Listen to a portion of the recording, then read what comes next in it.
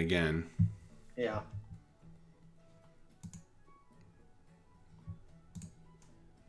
It probably happens because I do something, and then I stop doing that thing. Hi, we're back. My internet died for a second there. I demanded too much of it. But we're okay. I've lost everyone's cameras. But we will get that back, hopefully.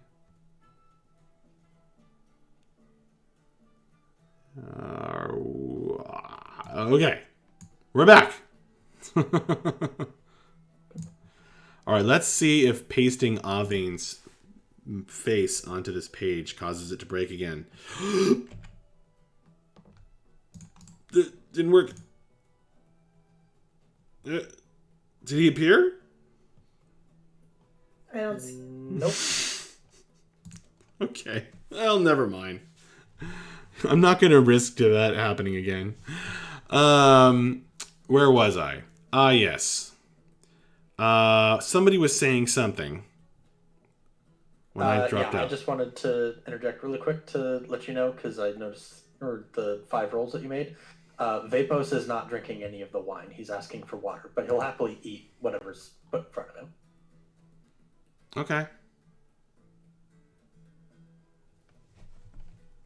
Unlike Breath, who happily eats and drinks whatever's put in front of them. Vapos? Maybe it's something in the air. Some kind of perfume of pollen. But you feel a little woozy, a little more relaxed than usual.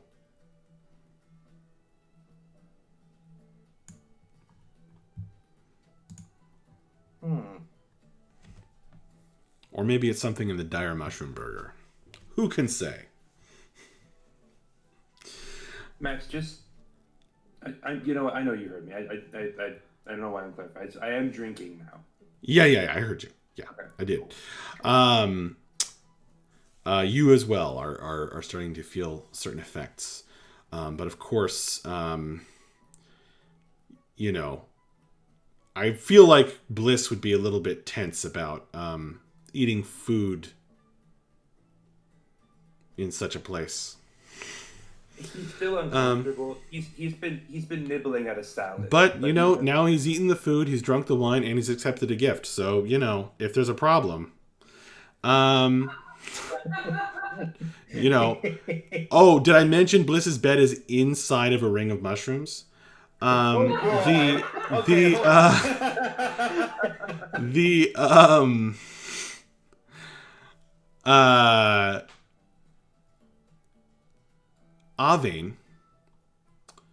at a certain point after he's been looking around the room, he's been watching you guys, not in a menacing way, just kind of like trying, you get the feeling like he's serious about having fun. He lifts himself off. He has a kind of almost like a throne. It's really just a sort of an armchair over here. He lifts himself off the throne as vines grow out from underneath it, crawling off of the walls. And there's a sort of a humorous cheer that goes up as he then deposits himself down amongst you folks. And that's actually going to be next to Mavra, whom he offers a tankard produced from a nearby cask. And he says, Madam Dwarf, I could not but notice you are quiet. I wish to offer you something that may make you think of home. I hope it is not too forward of me. And he offers you a tankard. Thank you. I take a sip of it. The tankard itself is a finely worked piece of silverware, very elvish in style. But this beer, that is dwarven. And not only is it dwarven, It is Beetle's Brew, which is a extraordinarily fine beer, and My quite eyes rare. open wide, and I say, "Thank you again."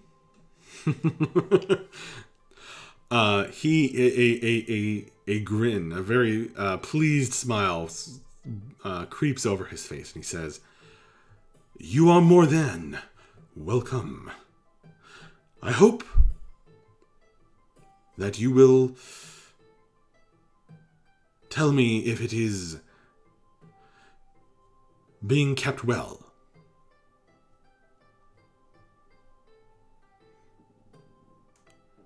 I am not a master of the poor myself, but I try.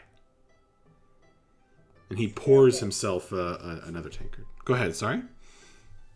I said, "Yes, very good." Excellent. And he settles in. Could I ask you a question? But, of course, Might you know of a way to send a valuable package to someone?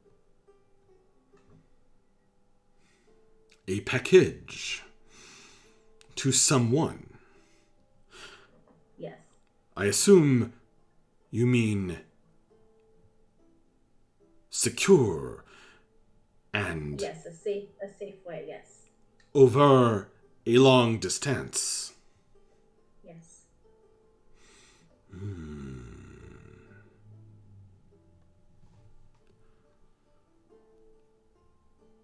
Perhaps it could be done by a person who could walk through trees. Are there trees where you wish to send the package? Do you think there'd be trees? That'd probably be near. There may be trees near where I'd like to send it, yes. It's under a mountain, right? But then I do not know how valuable this package may be. Quite valuable. He winks at you. And he chuckles, even bigger smile crossing his handsome face. He says, you know, my friend, Krakir, perhaps could help. And where would I find him? He is far, but within reach of myself. I could perhaps transfer the package to him and ask him to transfer the package wherever you wished it to go. Or, if it is not too large, perhaps I could simply be of service and walk it through the trees.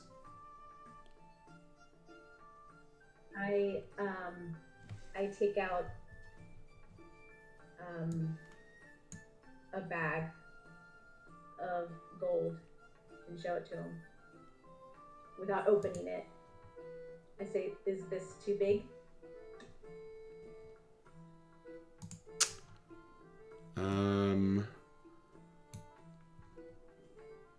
It weighs 10 pounds, I think. 10 pounds of gold. I think not. Oh, okay. I think it could be done. Perhaps tomorrow? That would be wonderful.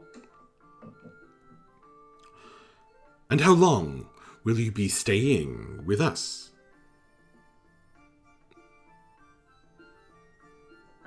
I'm not sure we've decided. Let me know when you do decide. For it has been long since I had the lovely company of one of your bearing. Ah. Okay, thank you.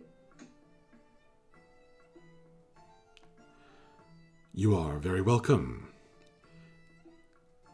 May I get you anything else? I'm good, thank you. You are You've been very helpful. very good, Miss Mevra.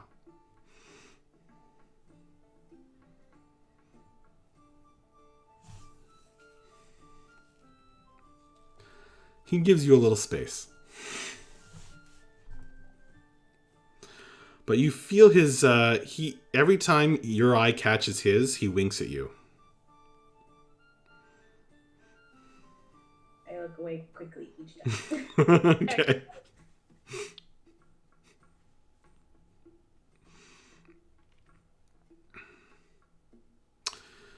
All right. Well, is there anything else you guys would like to do while this is going on?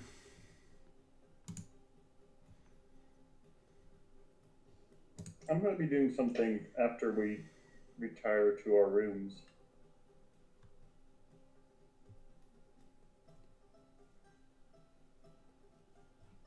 Go for it. Yeah, so after we party hardy through the night, Bruff was certainly among those who were Sorry. dancing. I didn't do something. Hmm? Stupid. Is there something you want to do at the party? No, I think Nico's trying to do something, but his mic's dumb. Oh.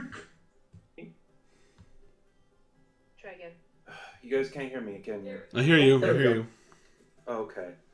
I was trying to say, so Bliss took a drink and he can feel the effects. He's been nibbling on a salad. He can start to feel the effects. And I think at first he's trying to just chalk it off to it's alcohol.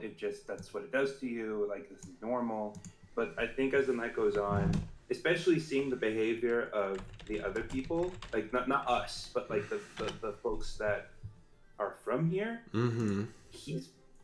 it's all just connecting way too much. Like the way they're acting, the way the food is feeling, the scent that he can't get out of his nose. I think he is going to. Is there someone nearby that is from this place that's sitting next to me or near me?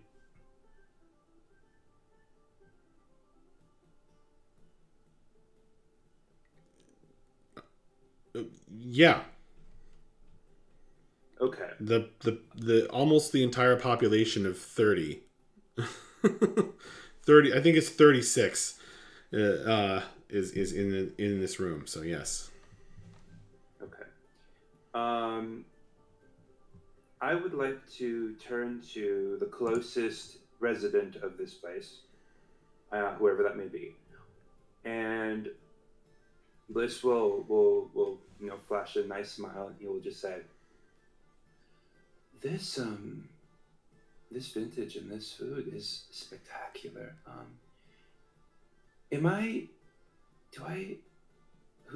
To whom do I owe thanks for such delicious meal?" The elven lady giggles at you and your horns and says, "Why, the bounty of the forest, of course." Oh, really? Do you happen to know exactly how these are made. I'm very curious. I don't think I've tasted something like this before. It's a very particular feeling to it. I was wondering if you could tell me more about where it comes from. The wine or the food? Let's start with the wine. She says, well, the wine, of course, is brewed by, or made by Avane himself. I see. Some of the vintage comes from the Feywild. There's like, you know, like in movies when like the person talking just freezes for a second, but like their facial expression doesn't change. They just kind of have a moment where they just like Eyes scream. Yeah. He kind of hiccups. Really? Oh, that's so exotic. Is that where the food comes from as well? No. It's a bit of a question how we're going to get meat. Not that there's any meat here, but Yezdov's parents were the hunters in our community. Oh, I see. But no, these are mostly grown here. But some of those grapes, that kind of sense of beauty and openness, growth, that those flavors suffuse the wine, I find. Don't you? Yes, I do. It's a very, very powerful taste. I wonder. You have me endlessly enthralled, my dear. Could you tell me more about your people's relationship to the Feywild? I've a very little experience, and I'm very curious to know more about this such a mysterious and mystical place. What do the people here often interact with the Feywild or travel to the Feywild? Is there? He kind of looks around conspiratorially, and he kind of leans forward and he goes, "Is there perhaps a gateway to the Feywild here in this place?" Not in this tower, no. But the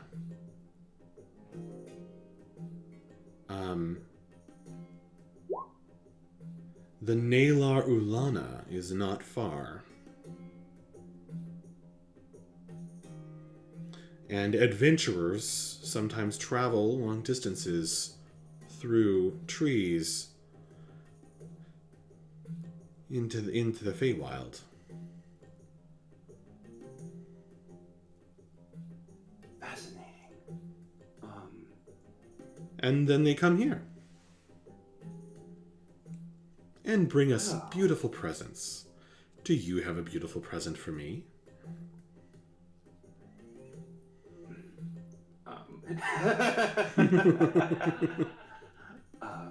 Well, you catch me off guard, dear lady, but perhaps I do. My name is Anastriana. What's yours? You may call me Bliss. And he will reach forward, and if she'll let him, he'll take her hand and give it a kiss. What a beautiful name. Thank you. I picked it myself. All the more so. Yes. I may not have any...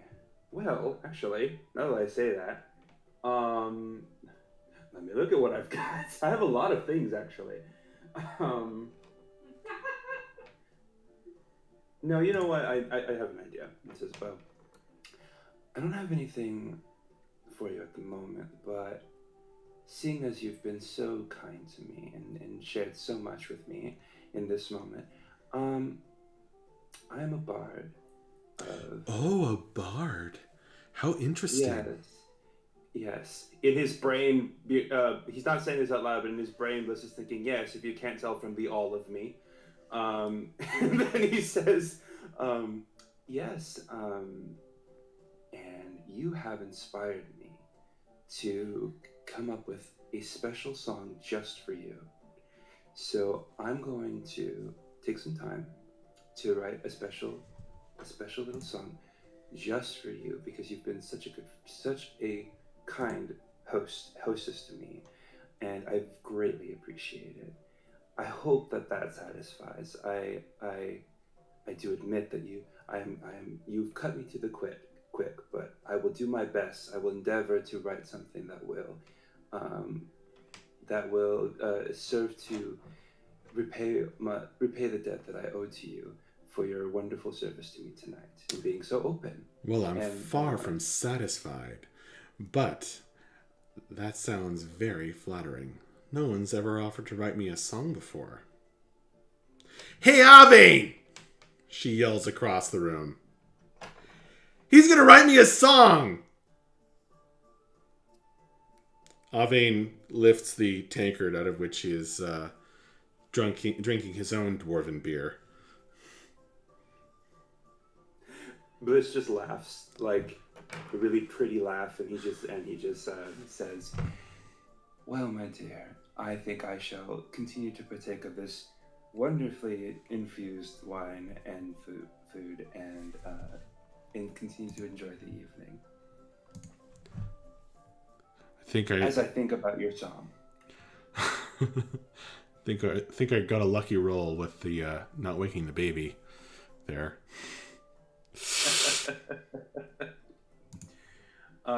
Bliss will, he'll probably engage her in idle conversation, over time. But Okay. he is very, very noticeably not touching the wine anymore. And Okay. he's keeping a close eye on the others in the party who are still drinking. He's not saying anything to them yet, but he's keeping an eye on them. Good night, Danielle. Thank you for playing. I hope you were here enough to hear that we were talking about traveling through the Feywilds. All right.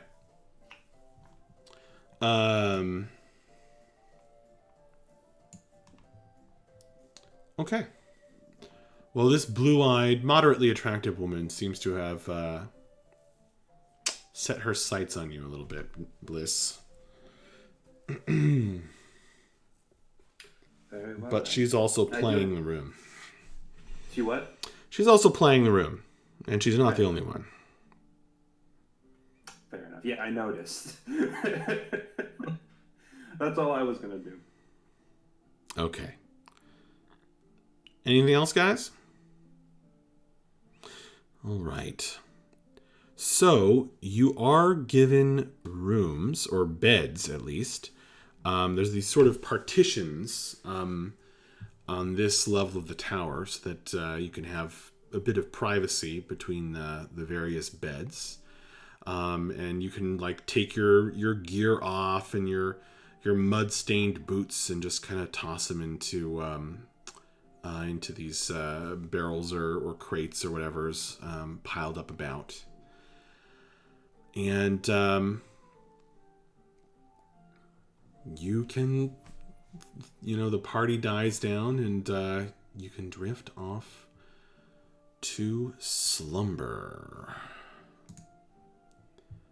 After most folks have gone to bed, Yes. Breath is sitting up.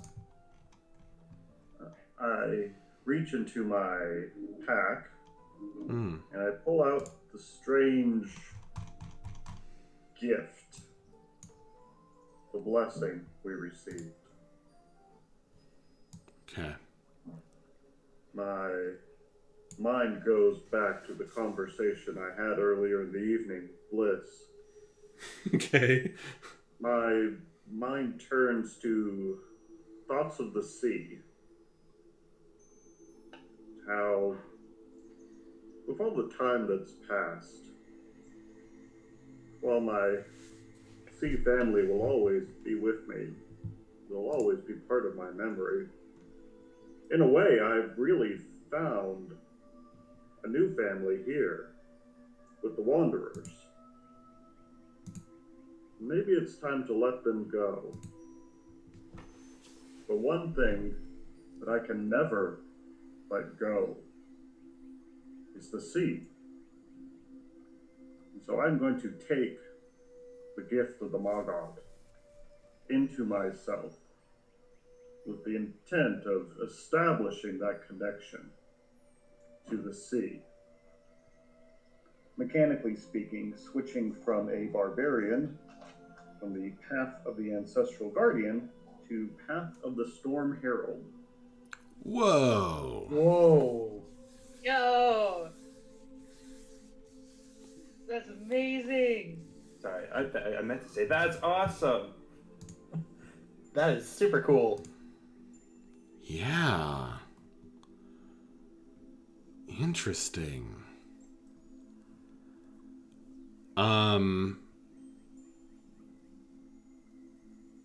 You can absolutely do that.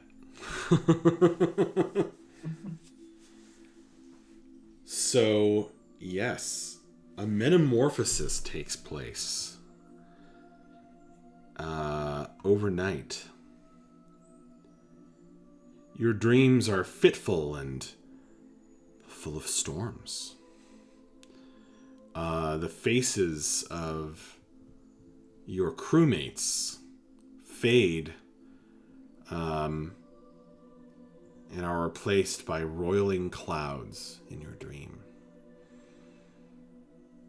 Although they can still be seen in the flashes of lightning. And the storm is fully a part of you at the end of that. Wow.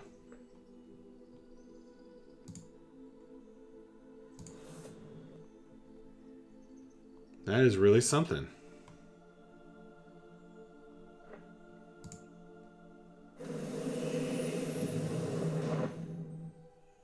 Transformation! Metamorphosis! Nice. I wake up and find I have turned into an enormous bug.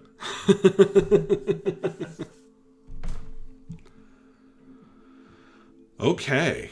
Well, before Vapos goes to sleep, there's also something that he's wanting to do. Okay. Given that he's feeling a little bit more comfortable, a little bit more relaxed, a little less cautious, he is going to take out that hollow canine tooth and the bone dagger. Okay. And I seem to recall you saying that he had a bit of a very minor compulsion with those two objects. Yes. And here in the tower, in the moonlight that filters through the ruined walls and arrow slits, the dagger shifts and changes shape slightly.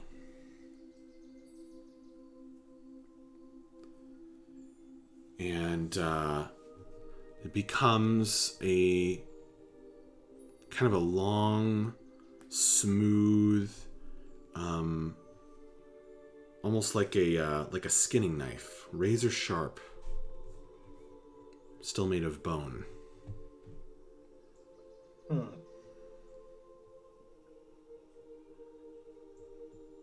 And if I remember correctly, what I was wanting to do with the tooth was fill it with a couple drops of blood. That's right. That is the very minor compulsion that you have. Yeah. So Vapos is going to prick his finger with the dagger and drop a couple of drops of blood into the tooth to fill it. Okay. He does that at what point in the night? Probably shortly before he's planning to go to sleep, just like as he's before actually going to bed, but just kind of as a final thing, because it's kind of something that's been on his mind for a while, and now he's feeling like he's kind of let his guard down a little bit. I like how Vapus has been part of our group for about 2, maybe 3 months, and he's already on the I'm gonna get cursed this. Indeed. I'm only doing this specifically because Mac said that I'm letting my guard down tonight.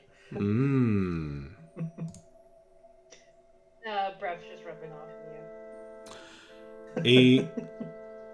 mist flows out of the tooth, the blood becoming a kind of a cloud of vapor. The tooth stands upright on your palm, as though drawn by an invisible magnet. This cloud of smoke shifts and changes and coalesces into the shape of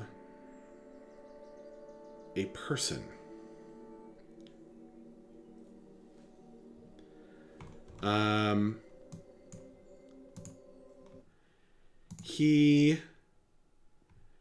It's still like a cloud of vapor. Mm-hmm. So you can't really tell too much about his features exactly, but it's a very thin, sort of masculine figure. And this vapor kind of, the moisture from your blood has made a lot of vapor, and it's kind of formed. You see these like sort of swooping sleeves and this big collar.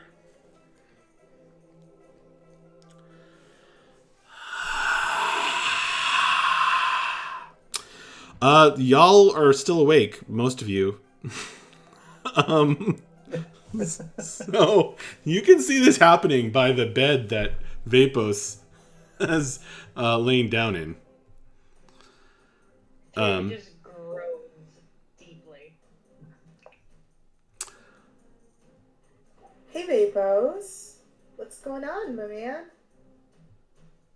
I thought I've been wanting to try something for a while, and now it just sort of seemed like the right time. You sure did try it. What? That? I'm not You have sure, summoned to be honest. me, and I have risen again.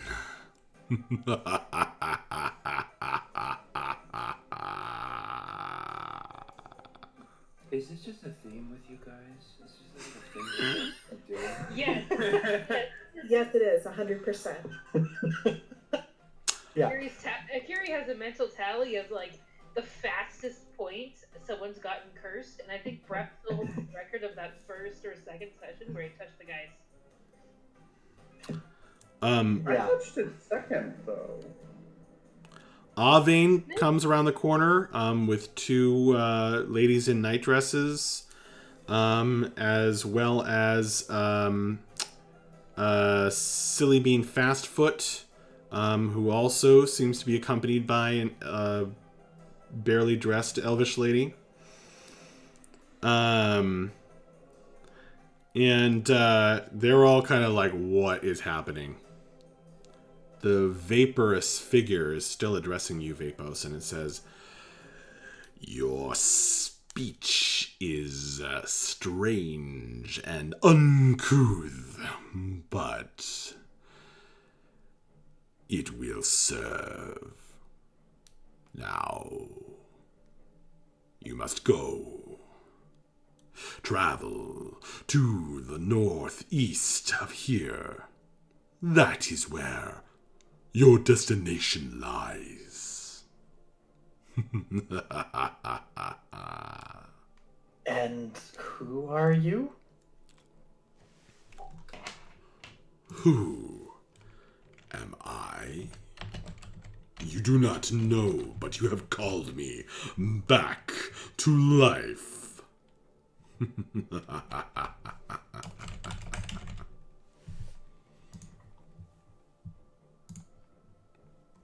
You are as foolish as you look. Slave.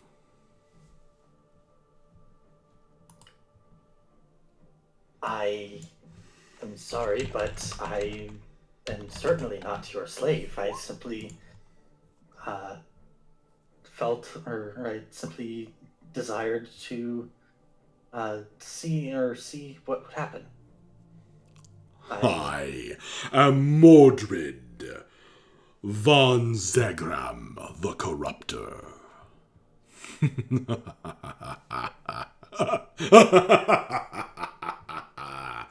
Hear my name and tremble, mortal. Can I knowledge history that name? Mordred von Zagram the Corrupter, go. 21.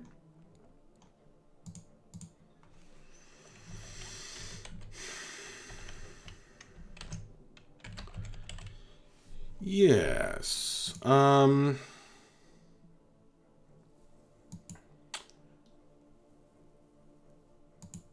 He was a powerful sorcerer in the desert, in the northeastern part of the Wildlands.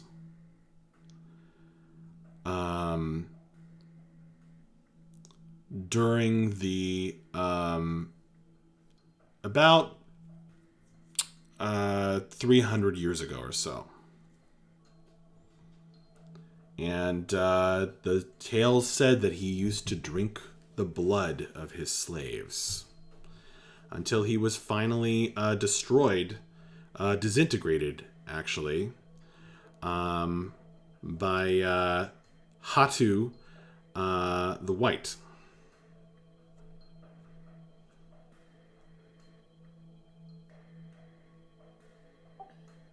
Oh, you're that old vampire. The one who was, handily defeated. Handily? What?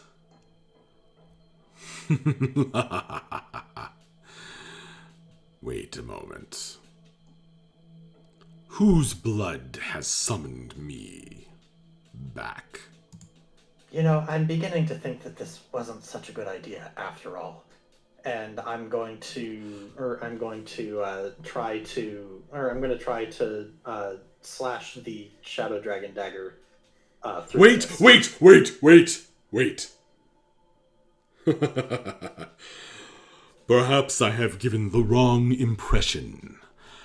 I am here. You seem to insist that I was going to be your slave, and I'm not particularly interested in such an arrangement. Let's make another arrangement.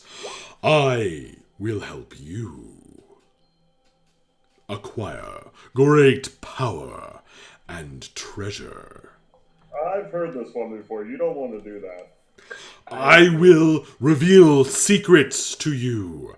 You must go. You must go to the temple beneath the sands. We've already been there. You've already been there. Yeah. Sorry, Vathos, it was before your time. But, yeah, it was full of basilisks. This is impossible. For that is not possible. No, it's the big temple underneath the sand with all of the magic pools and stuff. The giant ruby. Is that the same one? There are no such things. there a giant mouse that spit us out in that one too? Yeah, that was the creepy mouth one. Well, they said there's 3 temples beneath the sand. It's a big world.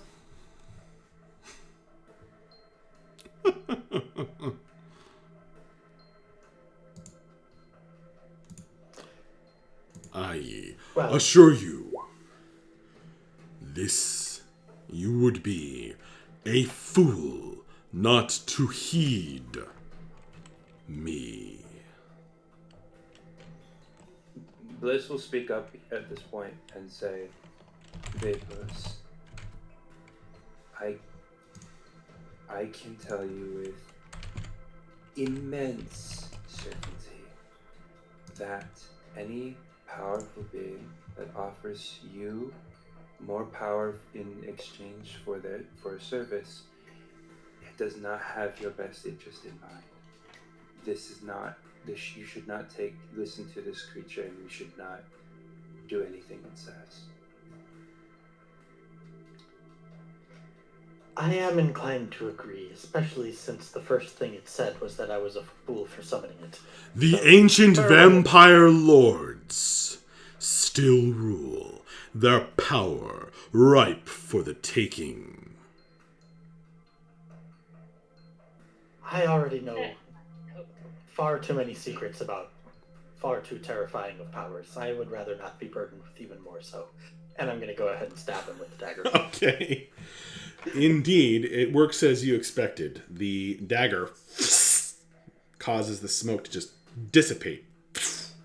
A sort of vaporous explosion. And then the tooth stops standing upright and just falls down. I think we should keep him like a genie in a bottle, and just like whenever we maybe need like a vampire or something, we just like pull him. He mostly seemed to want to give directions. We could use him like a GPS. You will turn left at the coming intersection, fools. Hey Siri, how do we get to that temple under the sands? Yeah, so Vapos is just going to turn to the rest of the group and say, well, I suppose that didn't turn out too badly after all. Well, compared to how most of it goes down for our group, and by our group I mostly mean me, that was remarkably calm. Yeah, no, That's a really cool dagger you have. Go ahead. I was just going to ask, I didn't quite catch what you said there, Bella. Oh, I said that's a really cool dagger you have there. It worked like a charm. Indeed, thank you very much for telling me what you knew about its usage. That proved quite helpful. Okay. I wasn't going to say anything about this, but given what I've seen tonight and what I know about you all, I feel like I need to bring this up now before you guys get yourself into any more trouble. So, I don't know if the rest of you have picked up on this, but there is very much some level of Fey influence on this little community. It seems that that there's a gateway to the Feywild relatively nearby, and that adventurers are known to come here from there and bring things with them, like grapes used in the wine that we drank tonight. I would be remiss if I did not stress that anything having to do with the Feywild is not to be trusted and very dangerous. And frankly, I extend that to the entirety of this place and all of its people. So I strongly suggest that we leave here as soon as we can. And if we do end up staying, that we be very careful who we talk to, who we trust, and most certainly what we drink. I have felt unease of this place, and I have sensed the Fae's presence here. I'm not comfortable. I thought perhaps we could ignore it. Perhaps we would be all right, but from what I've seen, we can't. I simply cannot sit and not say something. I don't trust this place or these people. I think we should leave soon. I will say, it doesn't seem so bad. I didn't drink any of the wine, and I'm feeling perfectly fine. I drank a little bit, and I definitely sensed some effects. Not that it's. I'm not saying that they've poisoned us or anything like that. I don't trust anything Fae. And trust me when I say I know plenty about them, enough about them, more than probably any of you, to know that they should not, we cannot trust them or anything that has to do with them. There was definitely some of their influence in the food and drink tonight. And, I mean, frankly, the elf woman I spoke to flat out admitted it. Doesn't seem like it's a secret. Has anyone else spoken to you all about anything to do with the Fae since we've been here?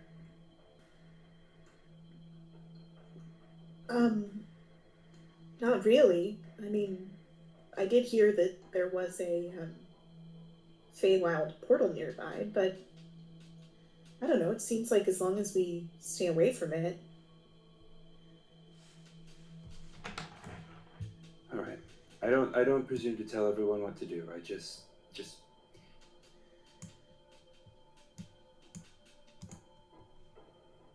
Well, I think I heard Mavra say that she had something she wanted to take care of tomorrow. Am I back? Yeah, we didn't lose you. I got disconnected. Oh, okay. Bliss was just saying, the Fae are known for their seductive and deceptive magic. And so even though things might look fine and look really pretty and nice here, I guarantee it's not all what it seems.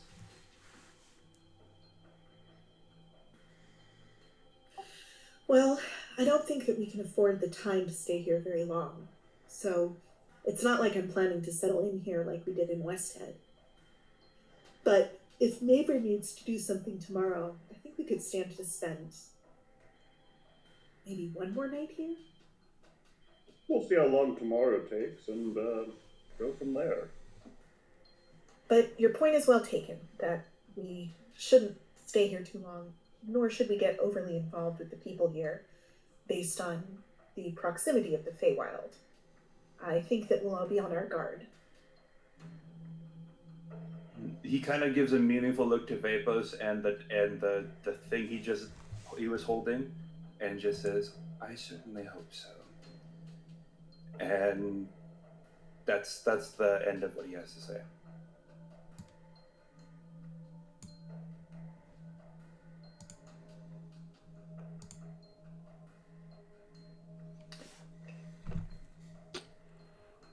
Okay.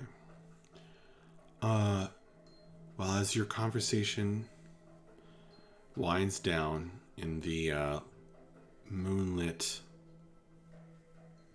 brothel / tavern and inn, Sir Storok is finishing up washing the dishes. Apparently he did a lot of the cooking too. And you roll over in the starlight, pulling your blankets up that have been loaned to you, and drift off to sleep, I assume. Okay.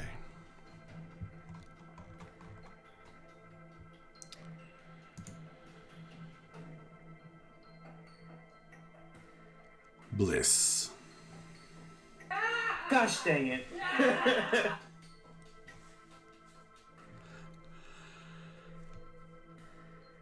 You dream. This dream is unlike any dream you remember having in the past. It's a little bit like a vivid hallucination, because you feel like you have, power to act within the dream. And it's a little bit like a vision. But it makes very little sense and is like a dream, more full of emotions and feelings and ideas than it is of sight, smell, sound, and smells, etc. Bliss, you dream of stepping through a hole that is also a tree and entering another place. Your nostrils in your dream are full of this thick, choking perfume. It repulses you, but you can't get enough of it. You feel like you're following the scent deeper and deeper into the green upon green, glowing lights. Tiny fairies flit by, circle your head once, twice, thrice, and disappear into the deep green evening. You're back there, back in that place. You feel her presence, not physically, but you feel her pulling on your heartstrings. Like a magnet pulling on a compass. No matter how far you go, how deep you run, you're still following that thick perfume, that scent on the air that turns your head stronger than any wine.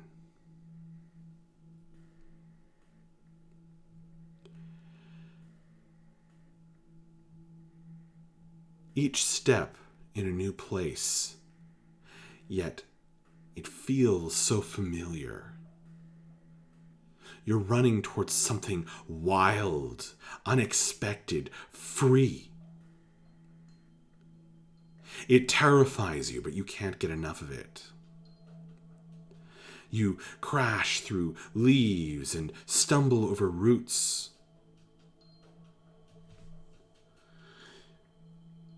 You need to get your bearings. You need to find where this scent is coming from.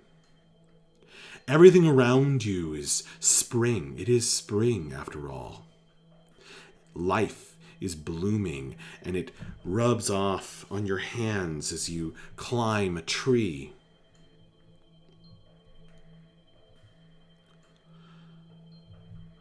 Arousal is in the air. Everything is alive. As you reach the top of the tree, the upper branches, you look out over a canopy, alight with glowing plants and tiny creatures flitting about. You hear the cries all around you of night birds dreaming. And then the lights start to wink out. Like stars being extinguished, a shadow spreads, a pool of inky dark over the forest. Something is killing all that life, all that love. And yet, you and all the creatures around you, all the life around you, is still being pulled inexorably toward that direction, into the pool of dark that will kill everything.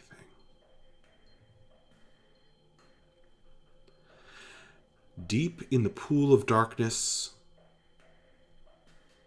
you can see a circle of tall stones.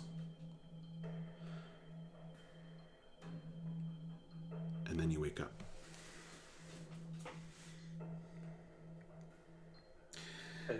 Oh, sorry, go ahead. It's still night. You've awakened in a cold sweat. Shafts of moonlight causing dust motes to dance in front of your eyes. You can hear voices of some sleepy people talking in other parts of the tower, and the snores of your companions nearby.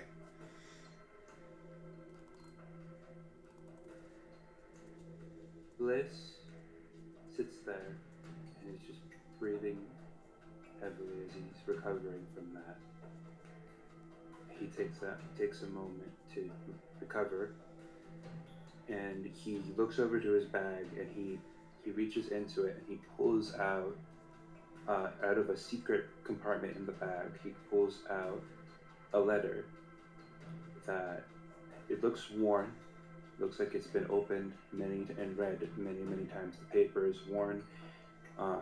He opens it and he kind of just scans over the words, and he starts to cry, but he keeps reading he reads the whole thing. He reads all the way through the whole letter, and by the time he gets to the end, he's quietly sobbing, but he finishes it. He has to read the whole thing.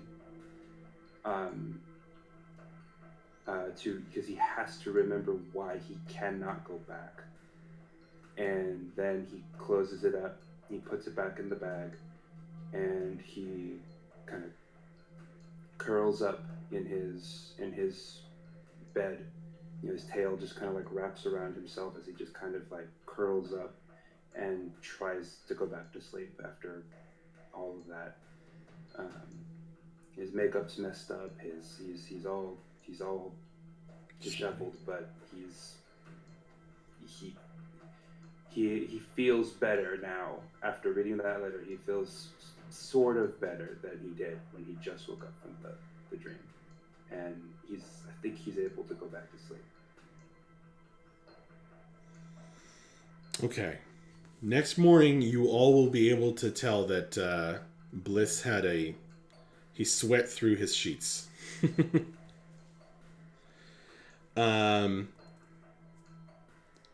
Cool. Bella. Yo.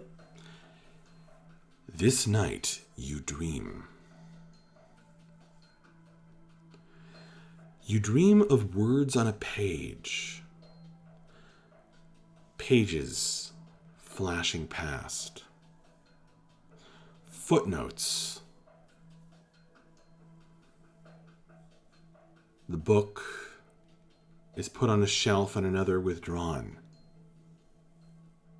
You're in a library.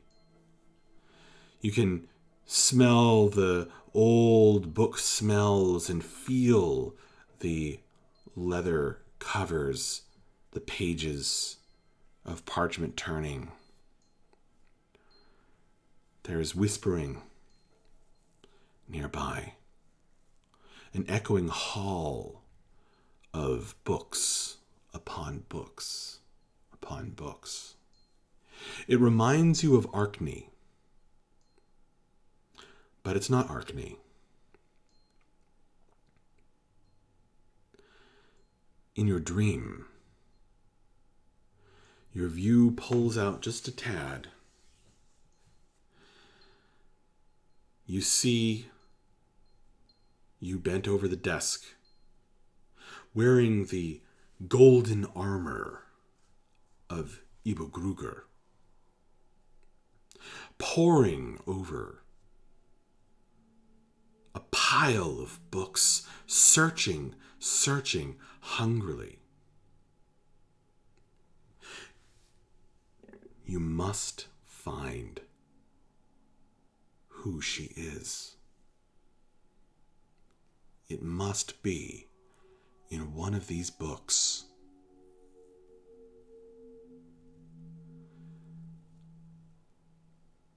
Another person approaches the table, sits down across from you. You can't quite make out her face, but she's wearing a uniform. A mage's robes, but clearly a university uniform. She delicately sets a stack of books down on the table. And in your dream, you don't even have to look at them to know they're all of your books. She spreads them out on the table, opens them one by one. And with each one, she takes a quill. For a moment, your vision is full of this fine quill, a long, elaborate feather. She dips it in the ink pot, opens the first leaf of the book with that sound that's so rich, that sound of crinkling parchment. She reaches down with the point of the quill, and where the author's name is written, she scratches it out.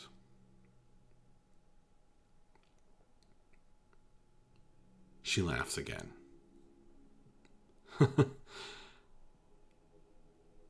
As if the muse could be found so easily, even here, even by the White Witch.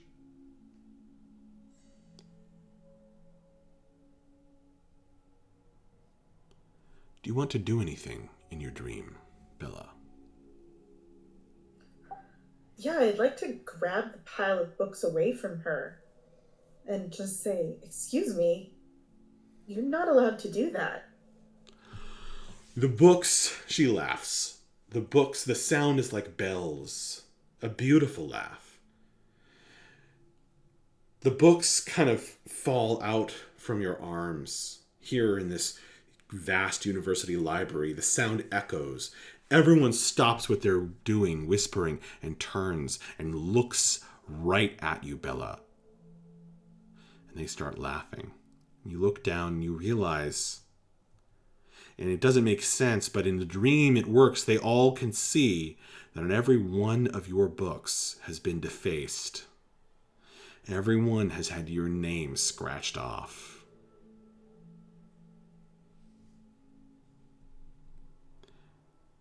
And you wake up, breathing hard, the smell of ink still in your nostrils, and the books still feeling heavy on your arms are in fact your blankets.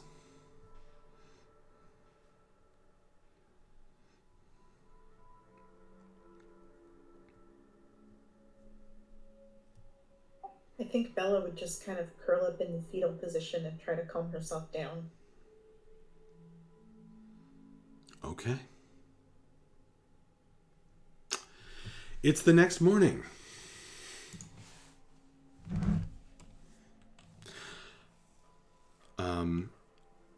You guys can purchase a breakfast. There are specials listed on the shop list. You can eat your own rations if you wish. There is water for washing up, and other special services.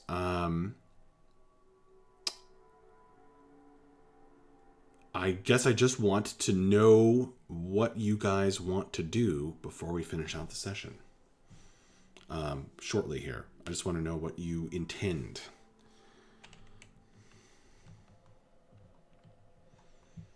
Well, I know a couple of us have a little bit of shopping to do, which I guess we're handling off screen. Indeed. We are now going to do all shopping between sessions. I think I'm going to change it to you can visit 2 stores in between sessions. And you can visit any 2 stores in between sessions and buy stuff. Absolutely. But, yeah, go ahead. Bella's making her way to the library and just, especially after her dream last night, she needs to be comforted by books. Okay.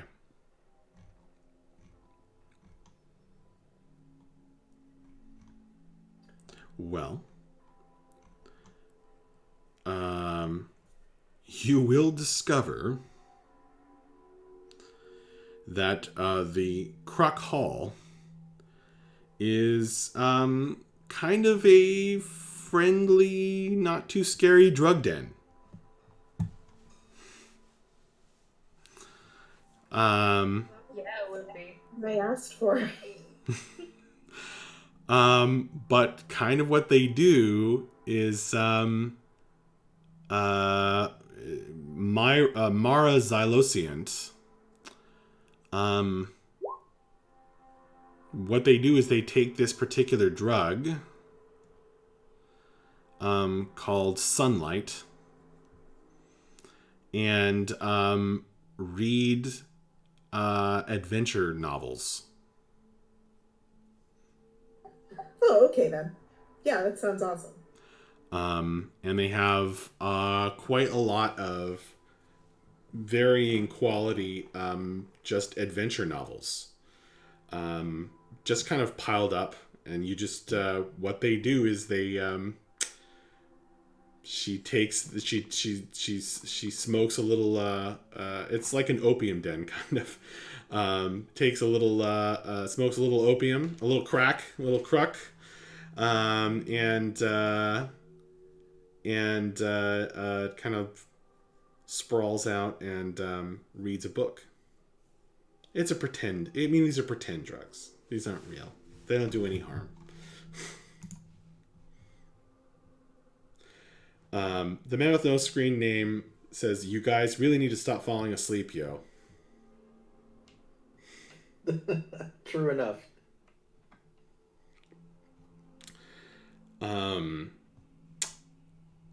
But Mara is interested in talking to you, if that's what you want to do as well, or not. Sure. But okay, so you guys are gonna do some shopping. Was there anything else?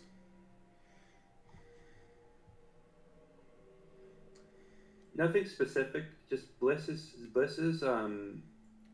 doing his best to spend as much time as he can around probably Mavra and Breath. For whatever reason, he just seems to be afraid to be alone, and particularly wants to be with the 2 strongest people in the group. Not that he's saying that out loud, but I'm sure the 2 of you can pick up that something has got Bliss spooked, and he kind of just wants to feel safe right now. Okay. Akiri is trying really hard not to bother. I cannot for the life of me remember his name, but the Swordwing too much. She's trying really hard and doing a decent job at it, but he can probably tell. She's fawning more than a little bit. He will absolutely love to talk to you. So we can handle that either in Discord or next time. But especially since you seem to know so many I know things. not common knowledge about Swordwings. I know many things. Was Kiri mildly obsessed with them for a while? Still is. Cool. Well, he is extremely polite in his weird kind of way at all times. Chivalric. Chivalrous. And okay. Well, we'll pick it up next time, guys, but as you are doing these things and finishing up breakfast, etc., Avane comes to you all, calls you all, and says, "Adventurers, I need your expertise immediately." He takes you outside and shows you these big footprints in the mud all around the tower, and these muddy splotches that climbed halfway up the wall in the night, and some torn out stones just outside of where you've stored the eggs. Oh boy. Wow. It's a friend! And on that note, we are going to call it a night. So thank you all very, very much for playing. I hope you had as much fun as I did. That was good stuff. And thank you to those who came by and watched, or who watched this later. Thank you to those screen name. You're awesome as always. Thank you to Jeremy, player of Breath. Thank you to N, player of Akiri. Thank you to Kirsten, player of Bella. Thank you to Nico, player of Bliss. Hey, thanks for playing the whole session, man. I'm really glad you could make it. I was thinking I wouldn't be able to give you your dream. That much trauma on the line, but you wouldn't miss it for the world. You made it. You made it. Glad I could be here. Thank you to Corey, player of Vapos, and you guys are awesome as well. So I bid you all a good one, and until next time. All right. Good night, everybody. Night, guys. Good night, everyone.